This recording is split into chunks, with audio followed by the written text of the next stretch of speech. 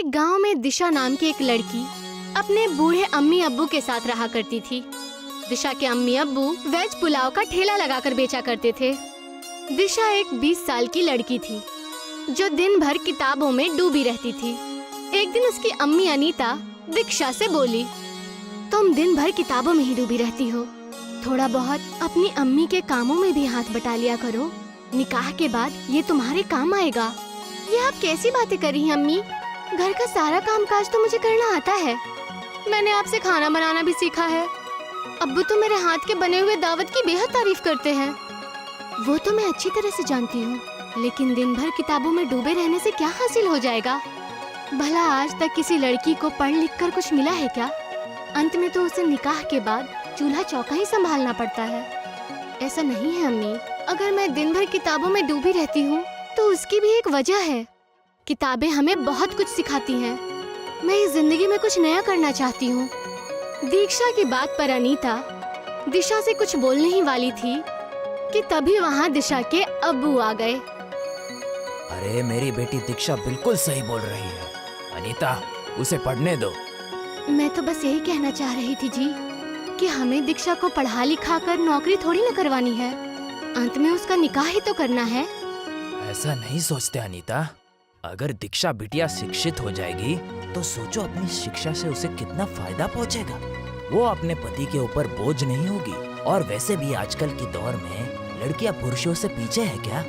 वो पुरुषों के साथ कदम से कदम मिलाकर चल रही हैं। अब्बूजान, मेरे मदरसे में 2 दिन के लिए जंगल में एक टूर जा रहा है, क्या मैं जा सकती हूँ? लेकिन मौलाना ने 500 रुपए मांगे हैं। बेटी, मैं तुम्हें कभी मना नहीं करता, लेकिन तुम तो जानती हो आजकल धंधा कितना मंदा हो गया है। मैं तुम्हारे स्कूल की फीस भी कितनी मुश्किलों से जमा करता हूँ। टूर पर जाने के लिए स्कूल वालों ने कुछ अतिरिक्त रुपए तुमसे मांगे हैं, जो इस समय मेरे पास नहीं है बेटा। रमन की बात सुनकर दीक्षा का चेहरा उतर गया।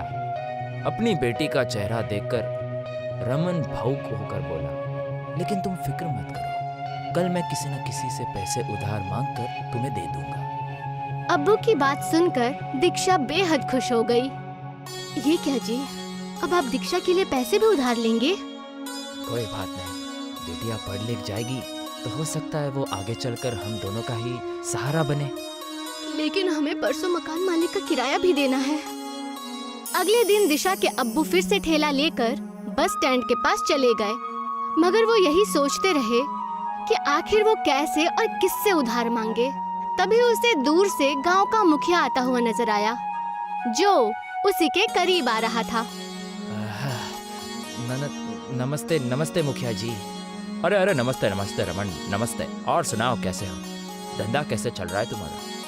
धंधा अभी बहुत हल्का चल रहा है मुखिया जी। पहले पुलाव शाम तक बिक जाता था, लेकिन अब तो कभी कभी भगोने में पुलाव ऐसा का ऐसा ही रखा रहता है। अरे अरे रमन, आजकल चाइनीज फूड का दौर है। भारत में तरह तरह के लजीज खाना बन रहे हैं। ऐसे में तुम्हारा देसी पुलाव कौन खाना पसंद करेगा? गांव का नक्शा अब पहले जैसा नहीं रहा। गांव के लोग भी बहुत बदल चुके हैं। मुखिया जी, मुझे आपसे कुछ बात करनी थी। हाँ हाँ बोलो, अब क्या बात करनी थी? मुझे आपसे कुछ पैसे उधार चाहिए थे। कितने पैसे चाहिए थे? जी मुझे 2000 रुपये की ज़रूरत थी। वो क्या है कि कल मुझे 1500 रुपये मकान का किराया देना है और 500 रुपये बेटिया के स्कूल में जमा करने हैं। अरे तो दीक्षा बेटिया की स्कूल की फीस जमा नहीं हुई क्या? जी वो तो मैंने कब की जमा कर दी मुखिया जी। क्या है कि स्कूल की तरफ से बिटिया का टूर जा रहा है जंगल, तो बिटिया का बड़ा मन है उस टूर में जाने का, और स्कूल वाले 500 रुपये मांग रहे हैं। अरे तुम्हें क्या हो गया है रमन? तुम्हारा धंधा वैसे ही मंदा चल रहा है और ऊपर से तुम्हें मकान का किराया भी देना है। ऐसे में बिटिया को टूर पर भेजना जरूरी है क्या? बिटिया को पेड़ और पौधों से बहुत प्रेम है मुखिया जी, और वो दिन भर इसी के बारे में किताबों में पढ़ती रहती है। अगर आज शाम को मैं उसे पैसे नहीं दे पाया तो बिटिया का दिल टूट जाएगा मुखिया जी। मुखिया दीक्षा के अब्बू की बातों को सुनकर उन्हें बेहद गौर से देखने लगा। तभी मुखिया का साथी अभिमन्यु वहां जा पहुंचा। अभिमन्यु एक बेहद गंदे बर्ताव का इंसान था, जो मुखिया के हमेशा कान भरता रहता था। वो उन दोनों की बातें काफी देर से सुन रहा था। अभिमन्यु ने मुखिया के कान में बोला। अरे सोचते क्या हो मुखिया जी, 1000 रुपए की बात है, दे दीजिए। वैसे भी रमन का ठेला कम से कम 10,000 रुपयों का होगा। इस वक्त रमन का धंधा अच्छा नहीं चल रहा है, वो आपके पैसे नहीं चुका पाएगा। उसके बदले आप उसका ठेला रख लेना, पूरे 8,000 रुपए का फायदा होगा। अभिमन्यु की बात मुखिया के दिमाग में बैठ गई। अरे ये पैसे कब तक दोगे मुझे? मुखिया जी मुझे बस 2 महीने का समय दे दीजिए। इससे पहले मैंने आपसे ना जाने कितने बार पैसे उधार लिए, लेकिन हमेशा चुका दिए हैं। अरे उस वक्त की बात अलग थी रमन, लेकिन इस वक्त की बात अलग है। मैं कुछ समझा नहीं मुखिया जी। अरे देखो रमन, आजकल सभी का धंधा मंदा चल रहा है, मेरा भी व्यापार थोड़ा सा मंदा ही चल रहा है, तो इसीलिए मुझे पैसे जल्दी चाहिए। और दूसरी बात, मुझे गिरवी रखने के लिए भी कोई सामान चाहिए। मुखिया की बात सुनकर दीक्षा के अब्बू बेहद बुरी तरह से चौंक पड़े। दीक्षा के अब्बू जानते थे कि मुखिया अंदर से अच्छे स्वभाव का इंसान था। दीक्षा के अब्बू समझ गए कि मुखिया के कान किसी और ने नहीं, बल्कि कुछ देर पहले अभिमन्यु ने ही भरे थे। मगर दीक्षा के अब्बू मजबूर थे, क्योंकि मुखिया के अलावा गांव में कोई भी 2,000 रुपए उसे उधार नहीं दे सकता था। मेरे पास क्या है मुखिया जी, गिरवी रखने के लिए सिर्फ एक किराए का मकान है।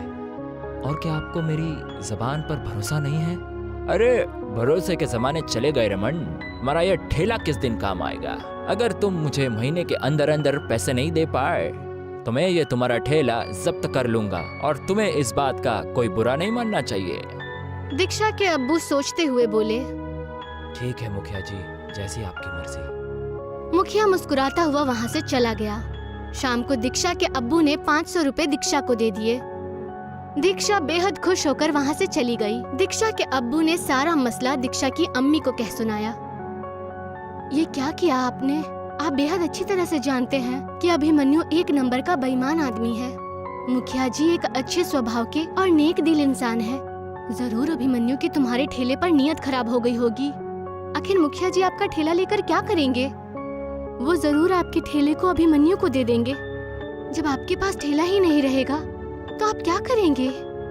तब तक कोई ना कोई हल निकल आ जाएगा। वैसे भी हमें कल मकान मालिक का किराया चुकाना तो है ही। 1500 रुपए तो वैसे भी मुझे मुखिया जी से मांगने पड़ते हैं। अगले दिन दीक्षा जंगल के टूर पर चली गई। दीक्षा जंगल के घने दरख्तों को बेहद गौर से देख रही थी। तभी उसकी नजर एक बूढ़ी औरत पर पड़ी। उसने देखा कि वो बूढ़ी औरत केले के पत्तों में कुछ पका रही थी। केलों के पत्तों में से बेहद अच्छी खुशबू आ रही थी। दीक्षा अपने आप को रोक नहीं पाई और उस बूढ़ी औरत के पास चली गई। ये क्या है आंटी? ये केलों के पत्तों की बनी हुई बिरयानी है बेटी। ये कैसे मुमकिन हो सकता है? बिल्कुल मुमकिन हो सकता है बेटी, मैं इसकी रेसिपी को अच्छे से जानती हूँ। दीक्षा उस बूढ़ी औरत के चेहरे को गौर से देखने लगी। आपके चेहरे की झुर्रियाँ मुझे बता रही हैं कि आप इस जंगल की रहने वाली नहीं हैं और ये रेसिपी इस देश की नहीं है।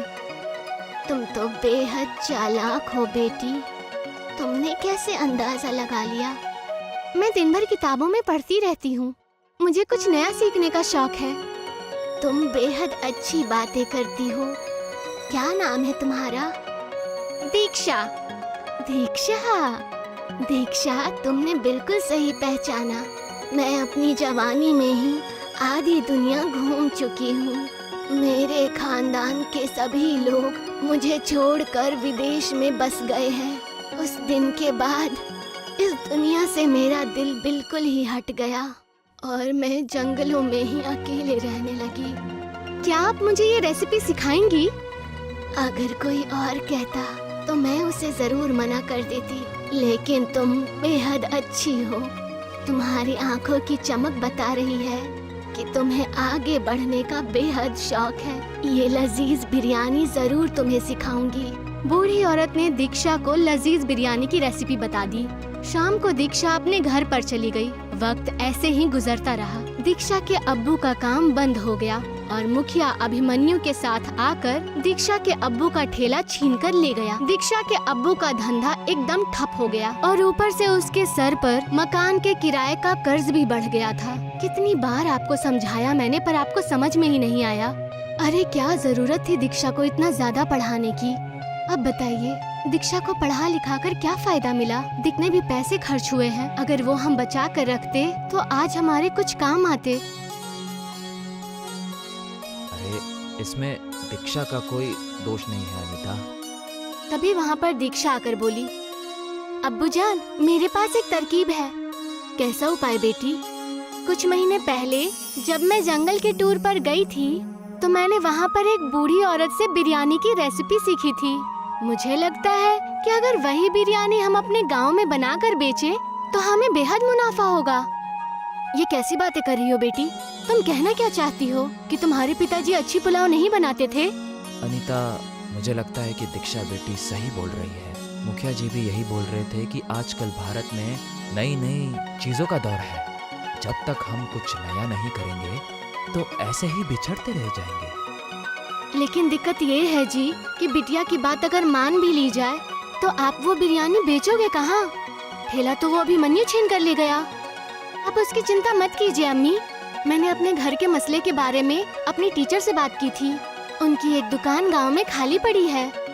उन्होंने मुझसे कहा है कि जब तक तुम्हारे अब्बू के पैसों का मसला हल नहीं हो जाता तक वो हमें अपनी दुकान दे सकती है। दीक्षा की बात सुनकर दीक्षा के अब्बू खुश हो गए। अगले दिन दीक्षा अपने अब्बू को खेतों में ले गई और अपने अब्बू जान के साथ बेहद सारे केलों के पत्तों को तोड़कर दुकान पर ले गई। दीक्षा के अम्मी और अब्बू ने पहले से ही दुकान की साफ सफाई कर दी थी। दीक्षा ने केले के पत्तों में बासमती चावल और कुछ अन्य चीजें डालकर उन्हें अंगारों पर पकने के लिए रख दिया और कुछ ही देर में पत्तों की बिरयानी बनकर तैयार हो गई। उसमें से इतनी अच्छी खुशबू निकल रही थी कि वहाँ से जाने वाले लोग खुद को रोक नहीं पाए। तभी एक आदमी उनके दुकान पर जाकर बोला, अरे आपकी दुकान में से तो बहुत अच्छी खुशबू आ रही है। क्या ये कोई नई होटल है? दीक्षा के अब्बू कुछ बोलते उससे पहले ही दीक्षा ने उस आदमी से बोला, आपने बिल्कुल सही पहचाना, ये हमारा नया होटल है, केले के पत्तों की बिरयानी वाला होटल। वो आदमी तुरंत उस दुकान के एक टेबल पर बैठते हुए बोला, मुझे भी एक प्लेट खानी है। तभी दीक्षा ने उसे गर्मा गर्म बिरयानी परोस दी। वो आदमी देखते ही देखते बिरयानी की 4-5 प्लेट खा गया। मजा आ गया। कितने हो गए? 2000 रुपए। उस आदमी ने बेहद खुशी खुशी दीक्षा को 2000 दे दिए। वो आदमी शहर का रहने वाला था और एक फेमस यूट्यूबर था। अरे इस तरह का खाना मैंने जिंदगी में पहली बार खाया है। मुझे नहीं लगता ये भारत में कहीं और बनता होगा। अगर आपको एतराज ना हो तो क्या मैं आपका फोटो केलों के पत्तों के बिरयानी के साथ सोशल मीडिया पर पोस्ट कर सकता हूँ?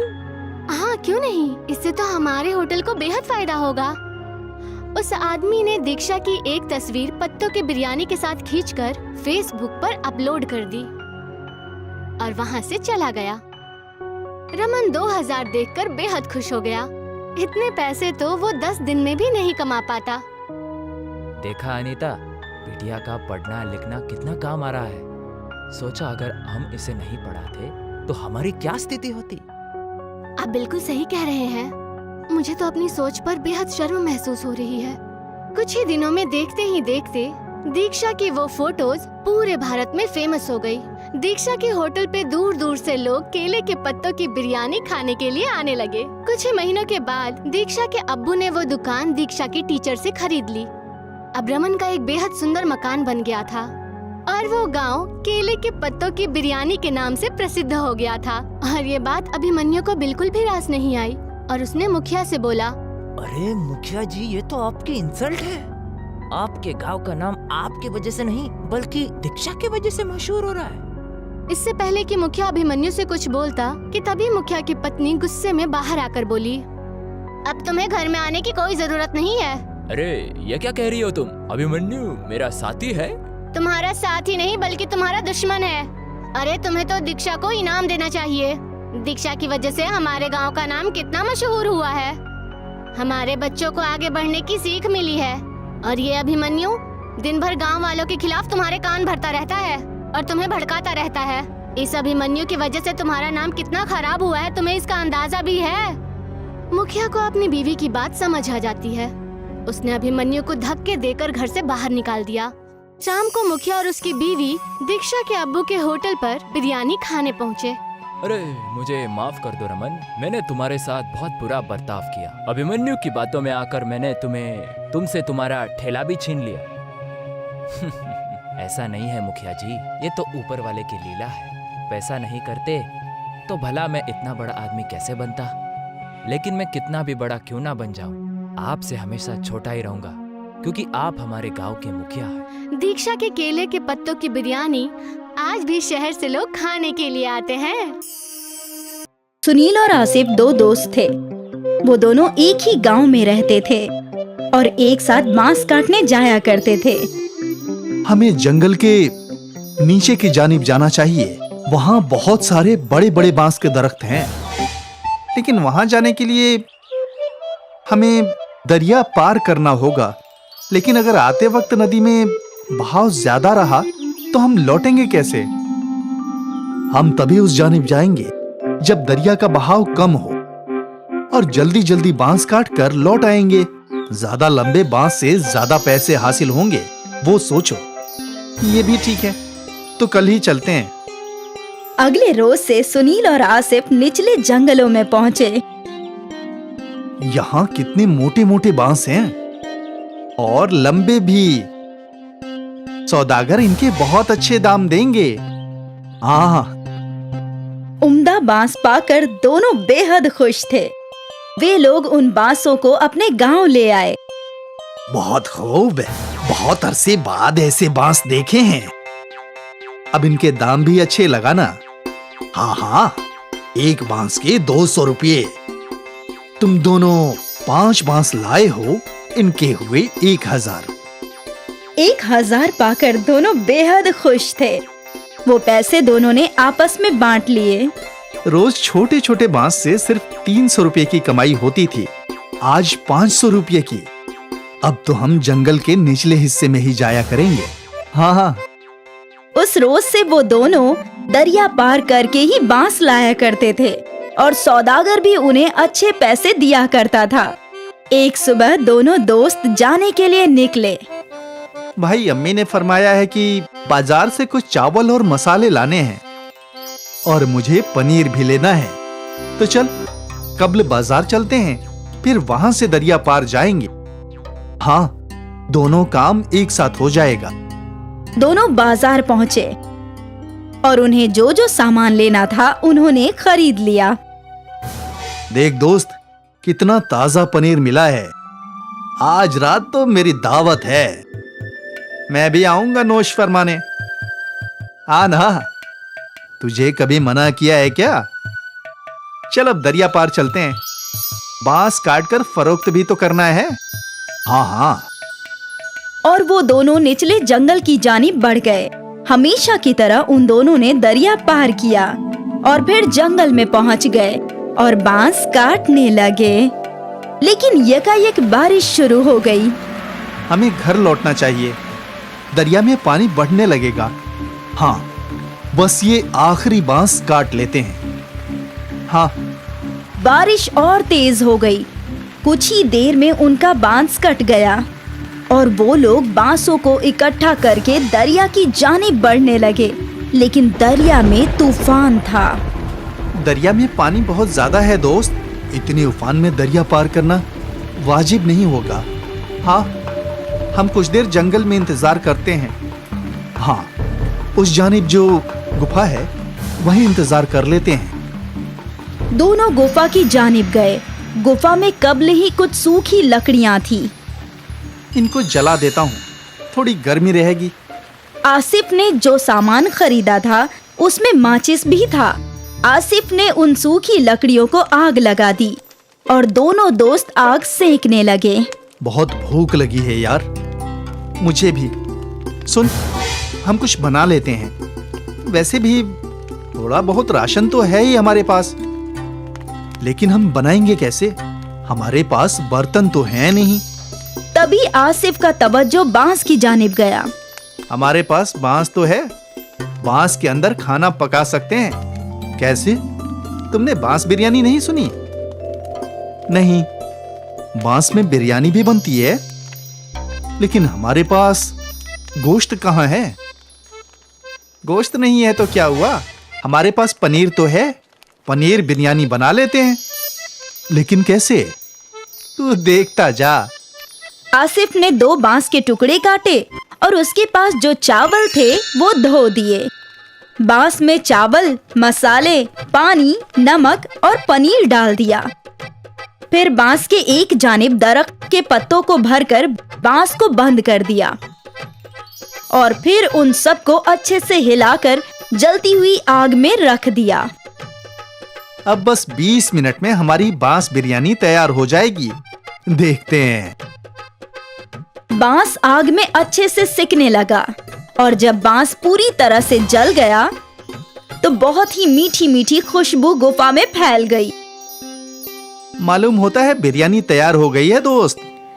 आसिफ ने वो बांस बाहर निकाला और 2 केले के पत्ते लगा दिए और जैसे ही बांस थोड़े ठंडे हुए तो बिरयानी केले के पत्तों पर निकाल ली। दिखने में तो बहुत खूब लग रहा है। अब जैसी भी हो, भूख लगी है, खाते हैं। चल। दोनों ने बिरयानी चखी और दोनों मुतमईन हो गए और फिर दोनों बड़े मजे से बांस बिरयानी खाने लगे।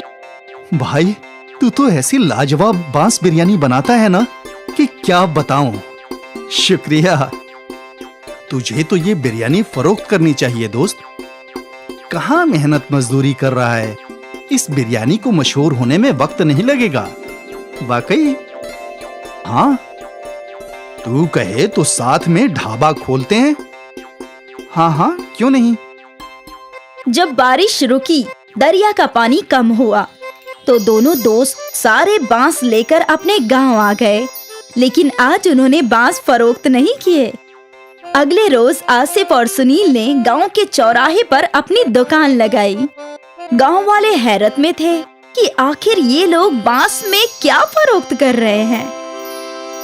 अरे बेटा, ये क्या है?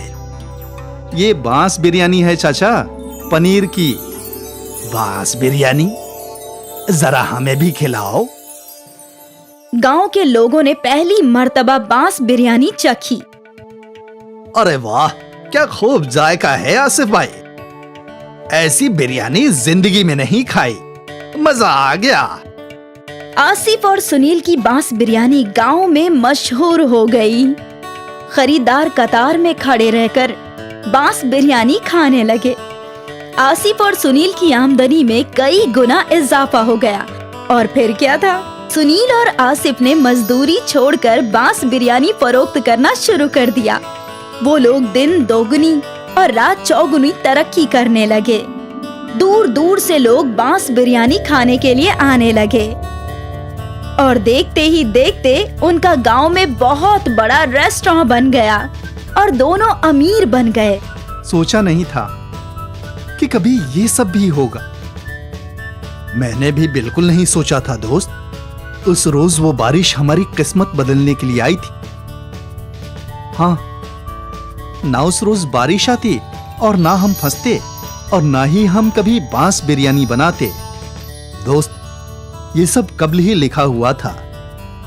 ऊपर वाला कब्ल ही सबकी किस्मत लिख देता है। हम तो बस मोहरे हैं जो उसकी राह पर चलते हैं। बिल्कुल। बांस बिरयानी ने आसिफ और सुनील की किस्मत बदल दी और उन दोनों को जिंदगी का बहुत बड़ा सबक मिला। परेशानियों से ही नए रास्ते हासिल होते हैं और ना जाने कब किस्मत कौन सा मोड़ ले ले। अब्दुल मियाँ के इंतकाल के बाद उनके तीनों बच्चे यतीम हो गए। अब उनके सर पर वालिद का साया नहीं था। अब क्या होगा, कैसे हमारा घर चलेगा? 2 जवान बेटियों की शादी करनी है। या अल्लाह, कुछ तो रहम कर। अम्मी, अब हमें ही बाहर जाकर काम करना होगा। लेकिन तू क्या काम कर सकती है? मुझे तो बस एक ही काम अच्छे से आता है, खाना बनाना। क्यों ना हम एक बिरयानी सेंटर खोल ले? लेकिन उसमें तो बहुत पैसे लगेंगे आपा।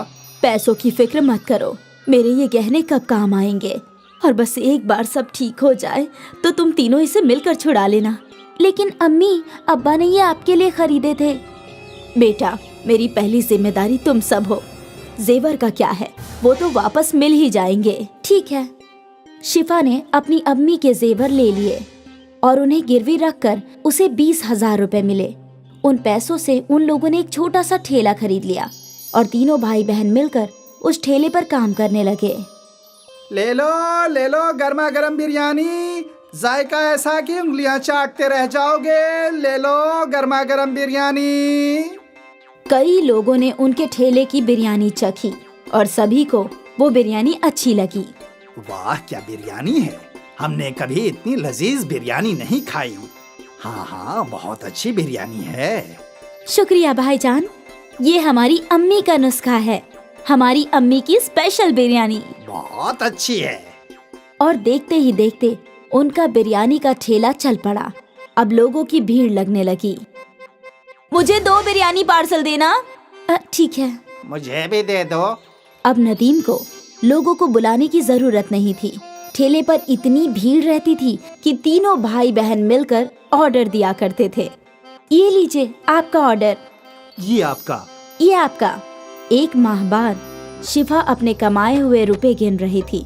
ये लीजिए अम्मी, इस माह का मुनाफा 20,000 रुपए। क्या?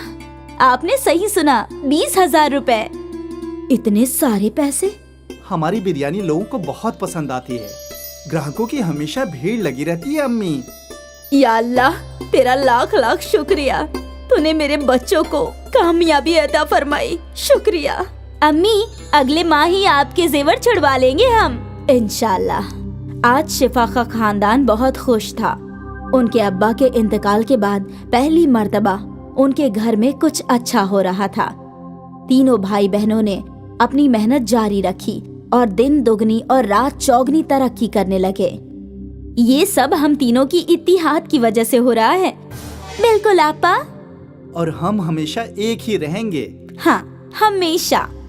कुछ माह में तीनों ने ठेले से होटल बना लिया। नदीम काउंटर पर बैठा करता और शिफा और सना बिरयानी पकाया करती। नदीम भाई, वही जायका है, ठेले वाला। बिल्कुल, यही तो हमारी अम्मी का नुस्खा है। भाईजान, जायका कभी नहीं बदलेगा। लोग अक्सर इनकी बिरयानी के जायके की तारीफ किया करते थे। धीरे धीरे इन्हें दावत के केटरिंग के कॉन्ट्रैक्ट्स भी मिलने लगे। भाई, मेरे घर कल एक दावत है, 100 लोगों की बिरयानी चाहिए। जी बिल्कुल, मिलेगी ना, लेकिन वही जायका चाहिए जैसा हम यहाँ खाते हैं। बिल्कुल वही जायका रहेगा। आप बेफिक्र होकर ऑर्डर दे जाइए। तीनों भाई बहन बहुत खुश थे कि उनका कारोबार बड़ा होता जा रहा था। फिर एक दिन क्या हुआ, ये ऑर्डर अब तक गया नहीं। वो कादरी साहब के घर निकाह था, लेकिन किसी वजह से वो निकाह टूट गया, तो अब ये खाना नहीं जाएगा। या अल्लाह, बहुत बुरा हुआ। तुम एक काम करो, ये खाना गरीबों को खिला दो, कम से कम कादरी साहब को दुआ मिलेगी। ठीक है आपा। अपनी बड़ी बहन के कहने पर नदीम ने सारी बिरयानी फकीरों में बांट दी, लेकिन उसका मन नहीं था। जब वो होटल लौटा तो सना वहीं थी। आपा कहाँ है? वो तो घर गई है। मुझे समझ में नहीं आ रहा कि आपा ने इतनी सारी बिरयानी गरीबों में बांटने को क्यों कहा। क्या बोल रहे हो तुम? सना आपा, आज कादरी साहब के घर पर निकाह था, तो उन्होंने 300 लोगों की बिरयानी ऑर्डर की थी, लेकिन किसी वजह से उनके घर का निकाह टूट गया, तो बिरयानी बच गई थी। मैं सोच रहा था कि हम वो बिरयानी बेच देंगे, लेकिन आपा ने बोला कि सारी बिरयानी गरीबों में बांट दो। ये तो सही फैसला नहीं हुआ। हम उस बिरयानी से भी कमा सकते थे ना आपा। हाँ बिल्कुल, हमारी आपा बहुत नेक दिल हैं, इसलिए उन्होंने सोचा होगा कि जब हमें बिरयानी के पैसे मिल गए हैं तो क्यों ना बिरयानी गरीबों में बांट दी जाए, और उन्हें दुगने मुनाफे का ख्याल आया ही नहीं होगा। हो सकता है। तभी शिफा वहाँ आई और सना और नदीम ने अपनी गुफ्तगू बंद कर दी। सारी बिरयानी गरीबों में बांट दी ना? हाँ हाँ बिल्कुल। कम से कम कादरी साहब को दुआएं मिले, अभी उन्हें दुआओं की खास जरूरत है। जी। सना और नदीम अपनी बड़ी बहन के फैसले से मुत्ताफिक नहीं थे। खैर, उनका कारोबार चलता रहा। उन्हें और भी बड़े बड़े ऑर्डर्स मिले। उनका होटल भी अच्छा चल रहा था। फिर कुछ माह बाद एक और ऑर्डर कैंसिल हो गया। नदीम, अंसारी जी का ऑर्डर कैंसिल हो गया है, तुम ये सारी बिरयानी गरीबों में बांट दो। ठीक है आपा। नदीम ने हाँ तो बोल दिया, लेकिन उसका मन नहीं था। बड़ी बहन के घर जाने के बाद सना और नदीम बातें करने लगे। क्या हम ये बिरयानी बेच नहीं सकते? अभी तो रात के 10 बज गए हैं, अब शायद ही ग्राहक आएंगे। एक काम करते हैं, इसे अंदर रख देते हैं, कल पहले यही बिक जाएगा। हाँ हाँ, ये सही होगा। दोनों भाई बहन ने मिलकर वो बिरयानी छुपा दी। अगले दिन उन लोगों ने पहले वही बिरयानी बेची और वो दोनों बेहद खुश थे कि मुनाफा दुगना हो रहा है, और शिफा इस बात से बेखबर थी। फिर क्या था, जब भी कोई ऑर्डर कैंसिल होता, अगले दिन वो बिरयानी सना और नदीम होटल में बेचा करते थे। ये सिलसिला काफी महीनों तक चलता रहा। एक दिन ये बासी बिरयानी एक रेगुलर कस्टमर के प्लेट में आई। नदीम भाई, कुछ तो गड़बड़ है, बिरयानी में वो जायका नहीं है। ऐसा कैसे हो सकता है भाईजान? हम तो हमेशा से वैसे ही बिरयानी बना रहे हैं। ठीक है। धीरे धीरे सारे कस्टमर्स को बिरयानी की गड़बड़ समझ आने लगी और उन्हें वो जायका पसंद नहीं आ रहा था। एकाएक उनके होटल में ग्राहक कम हो गए। तभी शिफा सोच में डूब गई। एकाएक ऐसा क्या हो गया? हमारे ग्राहक टूट क्यों रहे हैं? ऐसा चलता रहा तो कैसे चलेगा? नदीम को अपनी गलती समझ आई। वो अपनी आपा के सामने रोने लगा। मेरी गलती है, मैंने और सना आपा ने बासी बिरयानी ग्राहकों को खिलाई। क्या? नदीम ने अपनी आपा के सामने सारी गलती कबूल की। ये तूने क्या कर दिया? ज्यादा मुनाफा कमाने के चक्कर में धंधा ही तोड़ दिया। अब हम कैसे ग्राहकों को वापस लाएंगे? हमें माफ कर दीजिए आपा। हमें इल्म नहीं था कि ऐसा कुछ हो जाएगा। तुम्हारे लालच ने सब कुछ बर्बाद कर दिया। तीनों सोचने लगे कि अब वो लोग क्या कर सकते हैं, और फिर अगले दिन शिफा को एक तरकीब सूझी। शिफा ने एक तख्ती लिखवाई, हमें माफ कर दीजिए, हमारी गलती की वजह से आपको बासी बिरयानी खानी पड़ी, हम शर्मिंदा हैं, इसलिए अगले 1 हफ्ते तक हम सबको मुफ्त में बिरयानी खिलाएंगे। ये तख्ती शिफा ने होटल के बाहर लगा दिया। कस्टमर्स ने तख्ती पढ़ी और वो मुफ्त की बिरयानी खाने होटल आ गए, और एक बार फिर उन्हें ताज़ी बिरयानी का जायका पसंद आने लगा। ये तो बिल्कुल पहले जैसी है। हाँ हाँ, मजा आ गया। भले ही उनको 1 हफ्ते मुफ्त की बिरयानी खिलानी पड़ी, लेकिन उनकी मुश्किल का हल निकल गया। उनके ग्राहक लौट आए और सना और नदीम को समझ में आ गया कि लालच बुरी बला है। एक बार फिर अम्मी की बिरयानी चल पड़ी।